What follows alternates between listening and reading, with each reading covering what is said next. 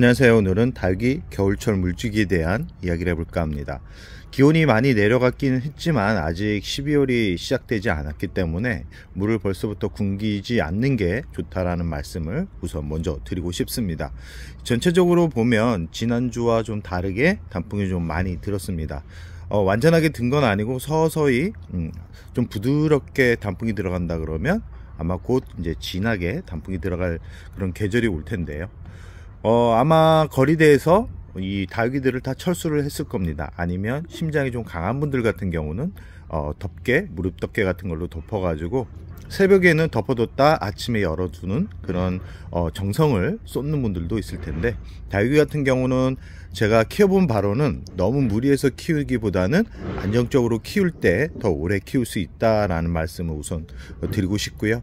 이 겨울철 물주기는 생각보다 어렵지는 않습니다. 의외로 손이 많이 가지 않으면서 예쁜 모습을 아주 오랫동안 볼 수 있기 때문에 아마 겨울은 닭을 키우는 분들이 가장 즐거워하는 그런 계절이라고 할 수 있고요.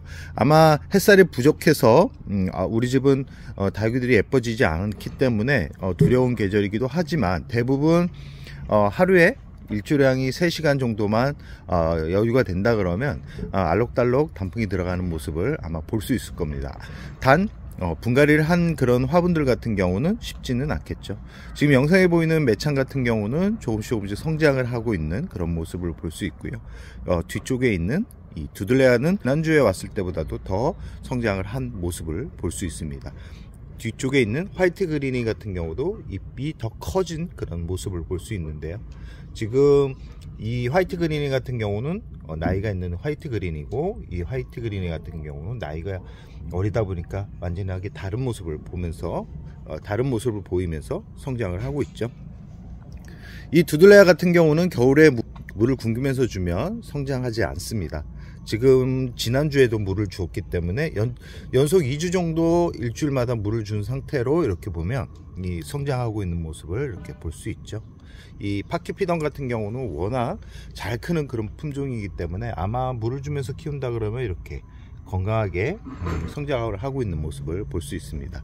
이 두들레아 같은 경우는 정말 일주일에 한 번씩 물을 줘도 이렇게 문제가 되지 않는 그런 얼굴을 보이면서 이렇게 성장을 하고 있는 모습을 볼 수 있죠.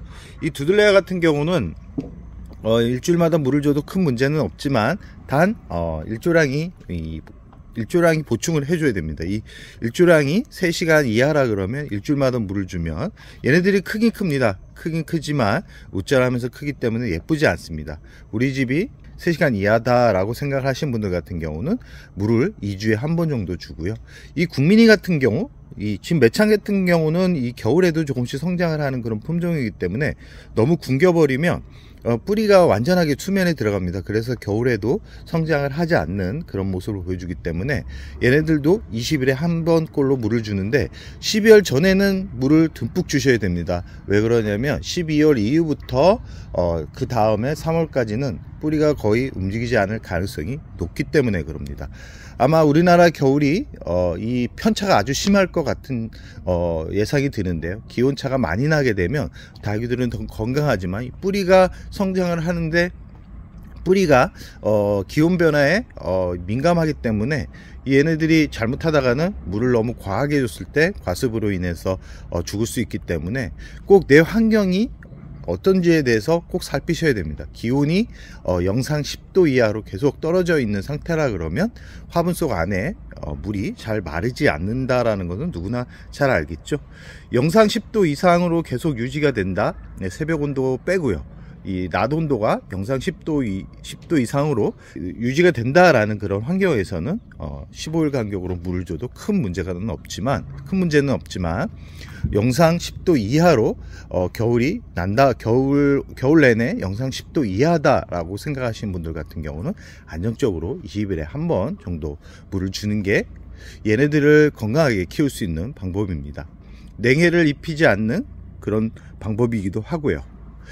물을 자주 주지 않으면 하엽이 많이 집니다. 그리고 건조하기 때문에 깍지벌레가 많이 생길 수밖에 없는 그런 환경이 되기 때문에 이 물을 줄 때는 꼭 살피셔야 됩니다. 꼭 잎 사이사이 잎이 왜 마르는지, 그리고 잎 변이가 왜 오는지에 대해서 잘 살핀 다음에 잎 변이가 오거나 아니면 잎이 잘 떨어지는 그 주위로 해서 깍지벌레가 생겼다 그러면 약을 치는 것도 좋은데 물티슈 같은 거로 닦아주거나 아니면 벌레를 제거해 주는 게 더 좋습니다.